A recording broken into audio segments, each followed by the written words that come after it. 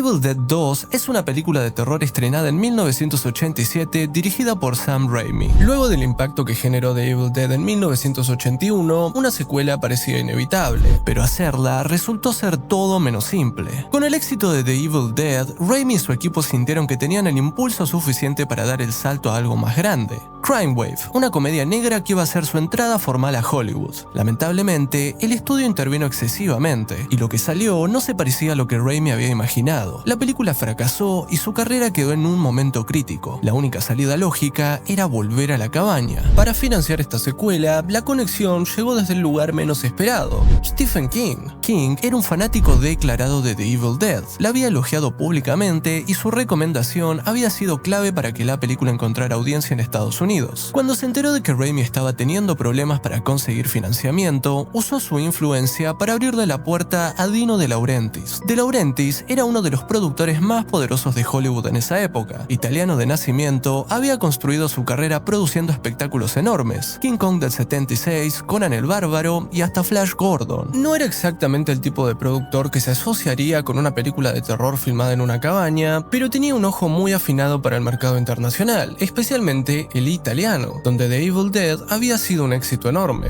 En ese momento estaba produciendo Maximum Overdrive, la única película que Stephen King dirigió en su vida, una historia sobre camiones que cobran vida y matan gente, basada en su propio cuento. King estaba en ese set cuando conectó a Raimi con De Laurentiis. De Laurentiis puso condiciones: quería una película parecida a la primera y el presupuesto tenía que mantenerse controlado, lo que significaba que la acción iba a quedarse adentro de la cabaña. Esto fue un golpe para Raimi, ya que la idea original para la secuela era completamente distinta. Ya tenían hasta un póster de prueba y el título tentativo era Evil Dead 2, Evil Dead and the Army of Darkness. Esa idea quedó cajoneada, pero no tirada. Ya van a ver en dónde terminó. El presupuesto final fue de $3,6 millones, más de 10 veces lo que costó la primera. El guión fue escrito por Raimi junto a Scott Spiegel, un amigo de la infancia que había dirigido el cortometraje Attack of the Helping Hand, donde una mano de publicidad ataca a una ama de casa. Cuando Raimi lo recordó, lo llamó y le dijo: necesitamos eso que hiciste, pero con Evil Dead. Se encerraron en una oficina de Michigan y, según quienes estaban ahí afuera, lo único que se escuchaba desde el pasillo era risa. El resultado fue un guión que tomó el horror de la primera y le inyectó el humor físico directamente inspirado en Los Tres Chiflados, la influencia más declarada de Raimi como cineasta. El rodaje fue en Carolina del Norte, específicamente en el gimnasio de una escuela secundaria convertido en set. Raimi eligió esa locación deliberadamente a 3 horas del estudio de De Laurentiis para evitar la interferencia del productor, la misma que había arruinado Crime Wave. Digamos que aprendió la lección. Con Bruce Campbell repitiendo el rol de Ash, Evil Dead 2 no es exactamente la secuela que nadie esperaba. Es algo mucho más extraño. Parte continuación, parte remake encubierto, casi recuela y en un giro que tomó a todos por sorpresa. Una comedia de terror desatada que mezcla el horror más visceral con el humor slapstick. Una película que no debería funcionar y que, sin embargo, terminó siendo considerada por muchos como la mejor de toda la franquicia. Sin mucho más que decir, bienvenidos a Hexfile, el archivo definitivo del cine de terror. Yo soy Gulhex y hoy vamos a hablar de Evil Dead 2. La película comienza con una narración donde nos muestran el libro de los muertos, que ahora se llama Necronomicon Ex Mortis, escrito en sangre humana, que desapareció en el año 1300. Lo que sigue es un retelling de los eventos de la primera película, pero con cambios importantes. Ash, en vez de estar con su grupo de amigos, se encuentra solo con su novia Linda. Van a la cabaña no porque la alquilaron, sino simplemente porque suele estar vacía. La cinta grabada no está en el sótano, sino en un escritorio. Incluso vemos quién la graba: el profesor Raymond Novi, que encontró el libro en las ruinas de Kandar junto a su esposa Henrietta, su hija Annie y un socio llamado Ed. Hasta el collar que Ash le regala a Linda ya lo tiene puesto desde el principio. ¿Y por qué nos están contando esto de nuevo? Por un quilombo legal enorme. Los derechos de The Evil Dead, la original, fueron vendidos país por país a distribuidoras independientes de todo el mundo, y para el momento de filmar la secuela, muchas de esas empresas habían quebrado o desaparecido. Rastrear a 50 entidades distintas para obtener autorización era imposible, así que la solución fue resumir los eventos de la primera en apenas 5 minutos con leves cambios, y sin poder usar ni un segundo del metraje original. lo que me atrevo a decir que es probablemente uno de los primeros ejemplos de una recuela en el cine de terror. Después de decapitar nuevamente a su novia poseída y enterrarla, a la mañana siguiente Ash es perseguido por la entidad del bosque. Con esta escena se cierra el retelling de la primera película y recién acá podemos decir que Evil Dead 2 empieza de verdad. Ash es revoleado por el bosque hasta chocar contra un árbol y caer en un charco. Hasta lo vemos poseído, con unos efectos prácticos muchísimo mejores que los de la primera película, ya que además de tener más plata, estuvieron a cargo de Mark Shostrom, quien en su equipo contaba con Robert Kurtzman, Greg Nicotero y Howard Berger, tres especialistas que tan solo un año después del estreno de esta película fundarían K&V EFX, probablemente la empresa más icónica de efectos prácticos en la historia del cine. Miren en todas las películas en las que trabajaron y estas son solo algunas. Para su suerte, la luz del sol parece devolverlo a la normalidad, pero las cosas están muy lejos de ser normales. Inmediatamente intenta escapar de ahí en el Oldsmobile, pero el puente destruido le recuerda que no se va a ir tan fácilmente. Cuando el sol vuelve a esconderse, arranca una persecución frenética entre el espíritu y Ash, que al llegar a la cabaña continúa en una toma continua, donde la entidad invisible lo persigue por todas las habitaciones hasta que parece perderle el rastro y regresa hacia el bosque. Al salir de su escondite, Ash se encuentra con un piano tocándose solo, un detalle melancólico que le hace recordar a su amada Linda, quien por cierto parece haber revivido, y en una secuencia animada con stop motion muy al estilo Tim Burton, el cuerpo de Linda sale de su tumba para hacer una pequeña y macabra danza feliz. Mientras que en la película anterior Tom Sullivan fue el encargado de los efectos especiales, acá tomó las riendas del equipo de stop motion. Esta escena en particular de Linda bailando fue animada por Doug Beswick. Para lograr un movimiento tan fluido, primero grabaron una bailarina real haciendo la coreografía, y Beswick se encargó de replicar esos mismos pasos frame por frame utilizando un muñeco articulado de Linda. Toda esta magia ocurrió dentro de unas maquetas y sets en miniaturas construidos por Jim Belojovic, un especialista que ya venía con un currículum pesadísimo tras haber trabajado nada menos que en Aliens y The Thing. Después de un jumpscare de su novia, Ash se despierta en una silla creyendo que todo fue una simple pesadilla, pero de sueño no tenía nada. La cabeza de Linda aparece para morderle la mano, desencadenando otra secuencia de comedia física donde Ash la revolea por todos lados intentando soltarse. Se la lleva hasta el cobertizo y si prestan atención van a notar un guante colgado arriba de la puerta que resulta bastante familiar. Esta fue la jugada de Sam Raimi para responderle a Wes Craven por haber puesto a Nancy a ver The Evil Dead en la televisión durante A Nightmare on Elm Street, una guerra de referencias que el propio Craven continuaría casi 10 años después en la Scream original de 1996, haciendo que el personaje de Randy le ofrezca a sus amigos ver Halloween o, por supuesto,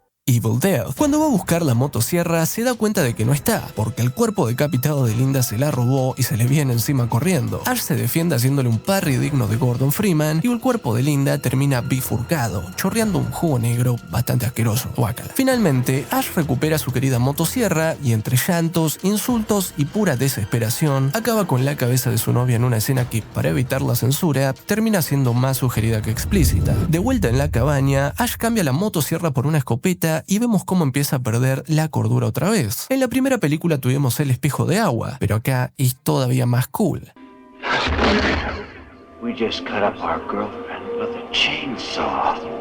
De repente, su propia mano es poseída.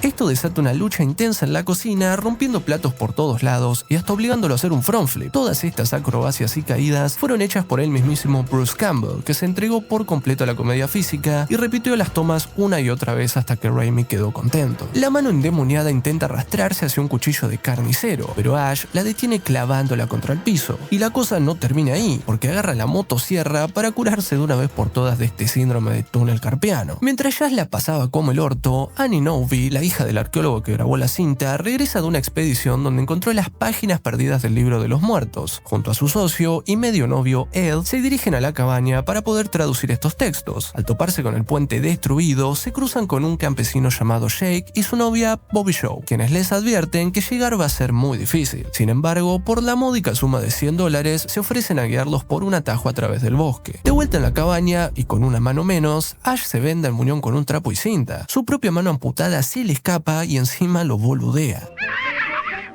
Ya sin paciencia, le mete un tiro a la pared creyendo haberla liquidado, pero del agujero sale un geyser de sangre que rápidamente se convierte en esa baba negra asquerosa de antes. Al borde del colapso, Ash intenta sentarse, pero la silla se rompe, y como la situación no fuera lo suficientemente desquiciada, el alce de la pared se le empieza a cagar de risa. La locura parece contagiosa, porque la lámpara, los libros y todos los objetos del lugar se le ríen en la cara. La mente de Ash termina de quebrarse por completo y hasta se pone a bailar en el medio de la sala, pero esta fiesta surrealista se termina de golpe. Un ruido en el exterior lo hace reaccionar al instante y Ash responde tirando un escopetazo de advertencia directo a la puerta. Como respuesta, recibe una tacleada de Jake. Al ver la motosierra y la ropa ensangrentada, Annie lo sacude desesperada, creyendo que este loco asesinó a sus padres, así que él termina arrojado y encerrado en el fondo del sótano. Para entender mejor qué está pasando, Annie y el resto escuchan la cinta de audio. En la grabación, su padre confiesa que Henrietta, su propia esposa, fue poseída por el demonio e intentó matarlo. Al igual que en la primera película, estos espectros solo pueden ser asesinados por medio del desmembramiento, pero el profesor no tuvo el valor para descuartizar a su mujer, así que simplemente la encerró ahí abajo.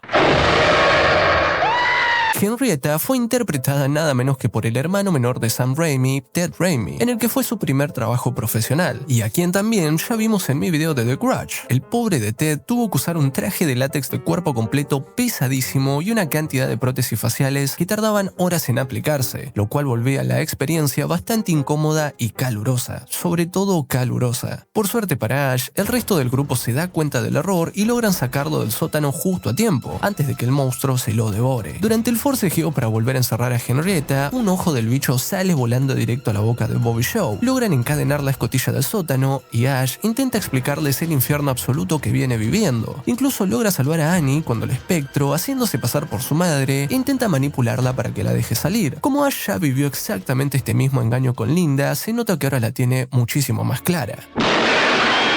Oh shit, el respiro les dura poco. Ed ahora también está poseído, transformándose en un monstruo que hasta sale volando y le muerde el pelo a la pobre Bobby Shaw. Cansado, Ash agarra un hacha y corre directamente a cortarle la cabeza, en una escena con sangre verde para evitar la censura. Los 4 sobrevivientes son acechados por sonidos horribles y ángulos psicodélicos. De repente aparece Sordon. Mentira, no es Sordon, es el fantasma del profesor Novi, que les advierte que si quieren sobrevivir tienen que recitar los pasajes de las hojas que Annie encontró, pero alguien regresa para darles una mano, o mejor dicho, para asustarlos peor. Bobby Shaw entra en pánico y sale corriendo hacia el medio del bosque. A diferencia de Cheryl en la primera película, por suerte no la pasa tan mal, pero igual el bosque la ataca. Las ramas se le clavan en la cara y es arrastrada violentamente entre los árboles que, para lograr ese efecto, el equipo armó una plataforma falsa cubierta de ramas que se movía a toda velocidad en dirección contraria. La pobre Bobby Shaw termina su arrastrada chocando de lleno contra un árbol. En la cabaña, Ash y Annie investigan las páginas perdidas y encuentran la ilustración de un guerrero misterioso sosteniendo una motosierra triunfalmente. 1300 AD, they called this man the hero from the sky. Pero estas no son las palabras que Sordon les dijo que tenían que recitar. Para peor, Jake se les pone en contra porque Bobby Shaw desapareció y a punta de escopeta los obliga a salir a buscarla. Pero no sin antes mandarse la gran cagada de tirar las páginas al sótano. La puta madre Jake. Ya en el bosque, mientras Jake amenaza a los árboles para que le devuelvan a su amada, el espíritu maligno parece ir por él, pero lo esquiva y se le vuelve a meter a Ash. Después de revolear a Jake contra un árbol, el Ash endemoniado empieza a perseguir a la pobre Annie, que inteligentemente se refugia en la cabaña y agarra la daga Candaria. Al no ver quién está del otro lado de la puerta, termina apuñalando a Jake. No, habrá sido medio gil, pero pobre tipo. Annie le saca la daga, regla número 1 de primeros auxilios, nunca saques el arma si te apuñalan, y lo arrastra accidentalmente justo al lado de la puerta del sótano. Ahí, una Henrietta hambrienta lo atrapa y lo termina masacrando. No queda muy claro qué le hace exactamente, pero la absurda cantidad de sangre nos deja clarísimo que vivo no quedó. Para grabar esta escena, usaron una manguera de alta presión que le escupió 200 litros de sangre falsa en 3 segundos directo a la cara del actor Don Hicks, que casi se ahoga de verdad en el set. El Ash malo entra a la cabaña, revolea a Annie y la deja inconsciente. Está a punto de matarla cuando, una vez más, ver el collar de Linda le devuelve la cordura. Annie, justificadamente, no confía mucho en él al principio, pero Ash termina convenciéndola de que volvió a la normalidad. Ahora tienen que recuperar las páginas que cayeron al sótano, así que se dirigen al cobertizo y se preparan para el enfrentamiento final. Con la ayuda de Annie, Ash hace la modificación máxima del cine de terror. Convierte la motosierra en una prótesis para su brazo amputado. Inmediatamente después, usa su nueva manosierra para recortar el cañón de la escopeta y prepararla para la acción. Un momento épico que solo puede ser descrito como Groovy. Ahora sí, ya en el sótano y pasando por al lado de otro guante de Freddy Krueger colgado en la pared, Ash se lleva un buen susto con los restos de Jake, pero finalmente consigue las páginas. Logra pasárselas a Annie hacia arriba, pero antes de que pueda salir, es atacado por Henrietta. Annie empieza a recitar las palabras del conjuro, pero el sonido de Ash siendo cagado a palos la interrumpe. De golpe, Henrietta sale del sótano, flotando en el aire, agarra del pelo a la pobre Annie y la revolea mientras se le ríe en la cara. Ash sale del sótano preparado para la acción, pero ¿what? ¿Qué es eso? ¿Lo vieron? Eso es la transpiración de Ted Raimi. Como mencioné antes, ese traje de látex era un horno. Ted transpiraba tanto que entre toma y toma, el equipo de efectos le vaciaba litros de sudor que se le acumulaban en los pies del traje. Pero a veces el calor era tan insoportable que la transpiración directamente se le escapaba chorros por la oreja, algo que se puede ver acá perfectamente. Probablemente lo más asqueroso de toda la película si me preguntan. Ash y Henrietta tienen su enfrentamiento final. Piña va, piña viene, hasta que el demonio muta y se convierte en un monstruo grotesco con un cuello larguísimo. Annie logra distraerla cantando una canción de cuna, la misma que su madre le cantaba cuando era chica. Un segundo de ventaja que Ash aprovecha para cortarla en pedazos y rematarla de una manera completamente épica. Ash y Annie se abrazan aliviados, pero la paz no les dura nada. Los árboles de afuera se vuelven locos, casi como sauces boxeadores, y empiezan a reventar la cabaña a golpes. Y es que la verdadera pesadilla recién comienza. Annie solamente había llegado a recitar las palabras que materializan a la entidad del bosque. ¿Vieron la cámara en primera persona que los viene persiguiendo desde la película anterior? Bueno,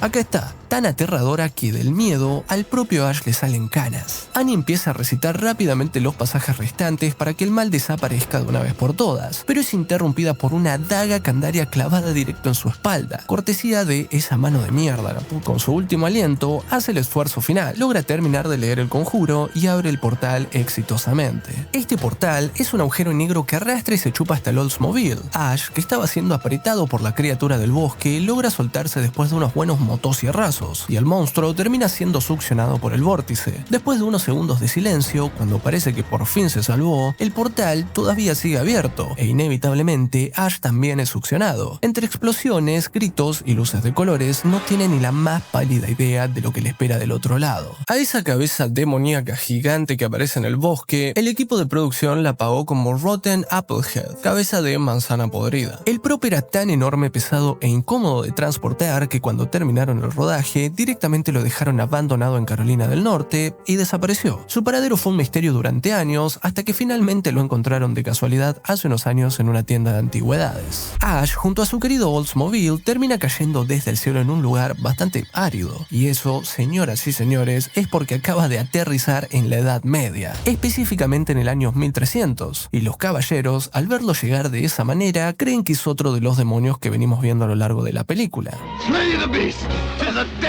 Pero justo antes de ser ejecutado, un Deadite volador aparece para distraerlos. Todos corren despavoridos, pero Ashley Williams ya está más que a la altura de las circunstancias, así que sin dudarlo levanta su escopeta y lo revienta de un disparo. Esta muestra absoluta de valentía hace que Ash se gane el respeto máximo de todos a su alrededor, hasta del director Sam Raimi, que hace un cameo disfrazado de caballero. La película termina con Ash siendo aclamado y confirmando que él es el héroe caído del cielo de la profecía que vimos en la página del libro, y rompiéndose por completo con un desgarrador grito de ¡no!, al darse cuenta de que esta pesadilla está muy lejos de terminar.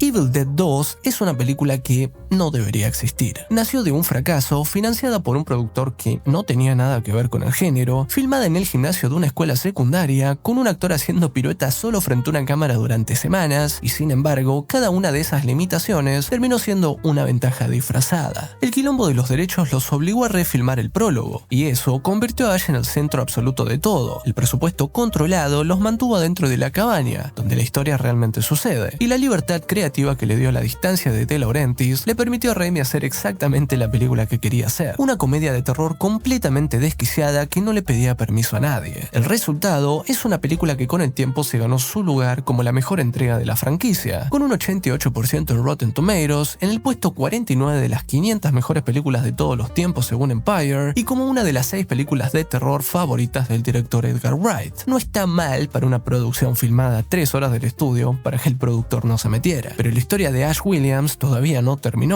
Esa idea original que Raimi tuvo que cajonearse, mandar a Ash al año 1300 a pelear contra los Deadites en la Edad Media, quedó pendiente. Y si vieron el final de esta película, ya saben que la próxima vez que veamos a Ash va a necesitar algo más que una motosierra y una escopeta para sobrevivir. Si el video te gustó, dale like, suscríbete y activa la campanita para no perderte ningún video nuevo que suba. También déjame en los comentarios qué te pareció el video. Muchísimas gracias a los miembros de este mes, recordá hacerte miembro para ayudarme a traer más y mejores videos y nos vemos la semana que viene en un nuevo video. Mi nombre es Woodhex y nunca dejen de ver cine de terror.